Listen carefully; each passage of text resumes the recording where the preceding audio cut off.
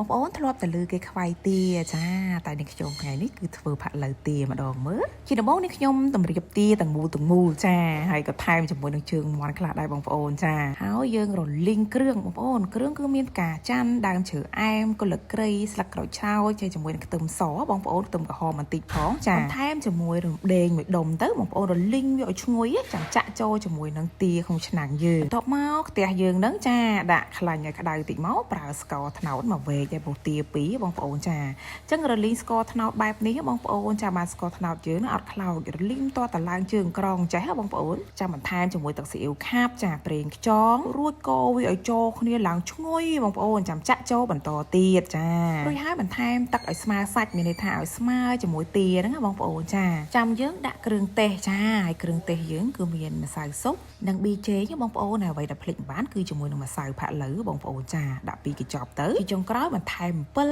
ម្ដុំទូចមកចាយើងរងាស់ចោលបងប្អូនរងាស់វាតដាច់ទឹកបានឆ្អិនរងាស់រៀងយូរបន្តិចហើយគឺជើងមាន់យើងបានឆ្អិនមុនហើយបងប្អូនអើយឥឡូវស្រង់ជើងមាន់សិនព្រោះថារលួយពេកក៏អត់ឆ្ងាញ់ដែរពេលស្រង់ជើងមាន់បានរួចរាល់ហើយនេះខ្ញុំប្រែទាយើងទៅម្ខាងទៀតបងប្អូនណាឲ្យសប់គ្រឿងបងប្អូនឡើងក្រហមល្អតែម្ដងហើយនេះខ្ញុំក៏ក្រោកដាក់រងាស់បន្ថែមទៀតបងប្អូនចា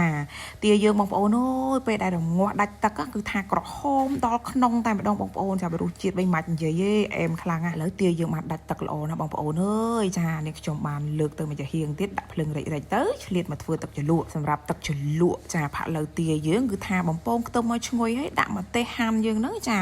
បំពងវារៀងឈ្ងុយឡើងក្រៀមបន្តិចហើយបន្ថែមជាមួយនឹងអាទឹកផាក់ឡូវទាហ្នឹងបងប្អូនទឹកជ្រលក់នេះគឺថាអែមខ្លាំងណាស់បងប្អូនធ្វើអញ្ចឹងឲ្យឆ្ងាញ់ណាស់ជ្រលក់ទានោះទឹកផាក់ឡូវហ្នឹងគឺមានគ្រឿងក្នុងនឹងស្រាប់ហើយបងប្អូនបន្ថែមជាមួយនឹងអំពិលយើងហើយទឹកជាយើងបន្តិចមកកូរឲ្យចេញជាតិអំពិលជាការស្រេចបងប្អូនអូយនិយាយពីអែមខ្លាំងឆ្ងាញ់ណាស់ជ្រលក់អត់ចេះតែលាន់ទេមួយមុខនេះបងប្អូនចាបងប្អូនអាចសាកធ្វើបានងាយប៉ុន្តែឆ្ងាញ់ខ្លាំងជាចុងក្រោយកុំភ្លេចថែមម្រេចណាឥឡូវទឹកជ្រលក់យើងគឺបានរួចរាល់បងប្អូនកូរឲ្យតែមកឈ្ងុយមកបិទភ្លើងគឺជាការស្រេចហើយបងប្អូនអើយចាអញ្ចឹងទាផាក់ឡូវនេះបងប្អូនអាចសាកធ្វើបានណាចាទឹកជ្រលក់បែបនេះគឺអត់ទលាន់ទេញ៉ាំឆ្ងាញ់ជាតិខ្លាំងទាយើងបានដាច់ទឹកល្អណាស់ឡើងក្រហមទាំងក្នុងទាំងក្រៅតែម្ដងយូរពីឈ្ងុយវិញជះផ្ទះ2ផ្ទះ3បងប្អូនចារូបមន្តនេះគឺរូបមន្តគ្រួសារនឹងខ្ញុំចាគាត់បរៀនណាបងប្អូនចារូបមន្តនេះបើធ្វើគឺអាចរៀងប្លែកមាត់ជាងគេបន្តិចរៀងដិតហើយឈ្ងុយឆ្ងាញ់មែនតែនចាហើយក៏រួចរាល់អញ្ចឹងក៏នេះខ្ញុំឲ្យគាត់ភ្លក់ដែរថាស្នាដៃនេះខ្ញុំប្រហែលគាត់អត់ចាមានអីបងប្អូនគាត់ថាឆ្ងាញ់ខ្លាំងណាស់ព្រោះគាត់អ្នកប្រាប់គ្រឿងទៅក្រោយខ្នងឲ្យពេលខ្ញុំធ្វើហ្នឹង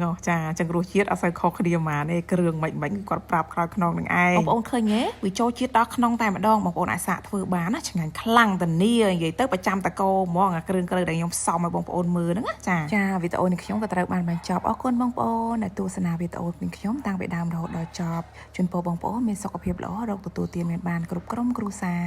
ជួបគ្នានៅវីដេអូក្រោយបាយបាយជម្រាបលា